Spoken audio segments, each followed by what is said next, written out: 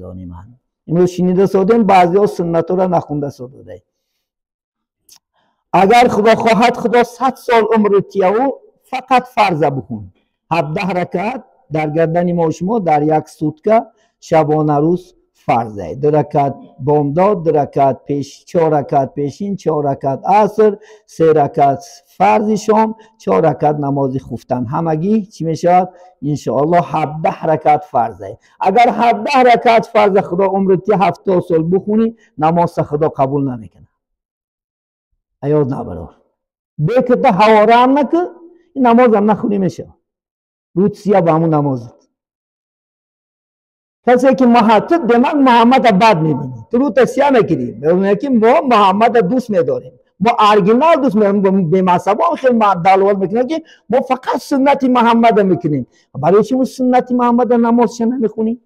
پیامبر اسلام حدیثی است امام مسلم روایت کرده که کسی که میگه در یک شبانه روز 12 رکعت سنت مؤکده بخوند و جنتی است. حدیث است. تو چرا که 12 رکعت سنت مؤکده نمیخونی؟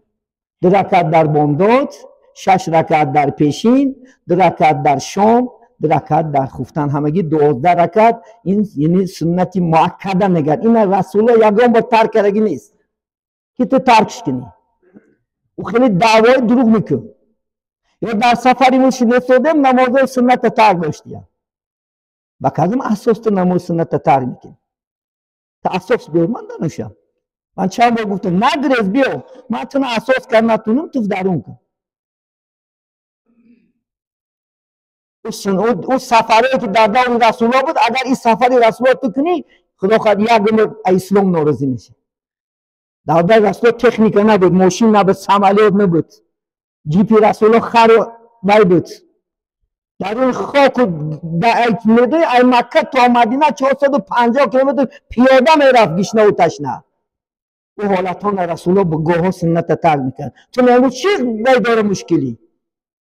امروز هر یک دیار میدونه قصر شدگی مسجد است. هر یک جامعه آبی گرم شرایط دست چون تو ترک میکنی؟ با کدام اساس ترک میکنی؟ رسول الله میگه سنت در خونش میخون من خونم در خونده بیام. رسول الله خونش در خونش مسجد نبود. جای خوابگاه رسول الله در مسجد بود. تو خونه در اجازه انجا سنت در خونه برن جمعه تورات نشکنه انشاءالله وفشی نمیخونیش بعد. هر یک چیز عقل در کن.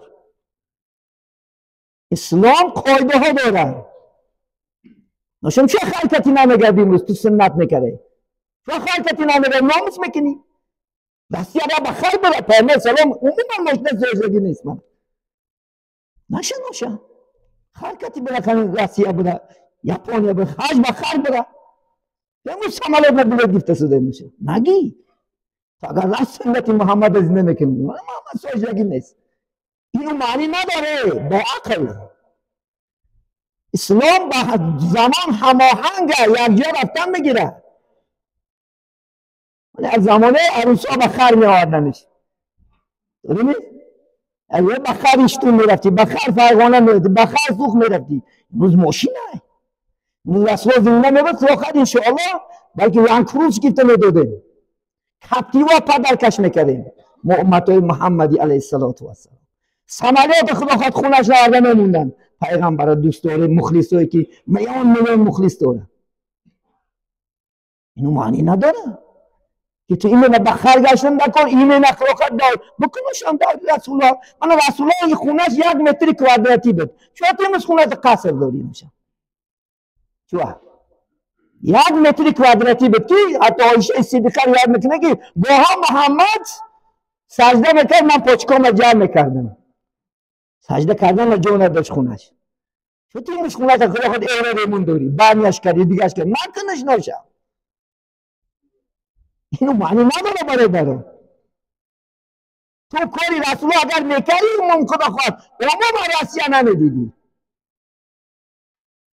رسول الله اندک نم صبر بکرد. اینو در خونه داخل تا آدم صبر نمیکنیده. رسول الله تو خونش 7 هم تیپ که رسول الله کار کنی. 1 تنم خرید آمدن در کار. موندگیش اصرافه. خونه تا دخل تا 2 روز مرده شدیم ایش نگه میمونیم 3 ماشین داری خونه امروز طاقت نمیکنیم همون بی‌واسطه با همش کریته نکنه شما نه رسول برام یک تکلیف بیار گفتی زنت توسعه یار از آن زمان پیغمبر اسلام همچنان زندگی کرد گلون تمه برام زند شاید میگه با هم رسول پاس به گم شد میگه اون زن رسول به زن تو نسبت کردم نمیتونی ولی به اون که 200 سال دیگه در کاری که تیپ که سنت رسول زن تو عمل کنه یعنی گفت که رسول تا بینی که زن تا گفت به تو زن میگیرم گلون تمه داره بیا بچه ما خدمه نکنیم گفت گلون تمه داره 100 سال دیگه وقت در کاری زنده و صحابه که میرسیدن برای همین این چیزا از معینت برار خدا خواهد انشاءالله طوری عبادت که طوری کار که خدا خواهد انشاءالله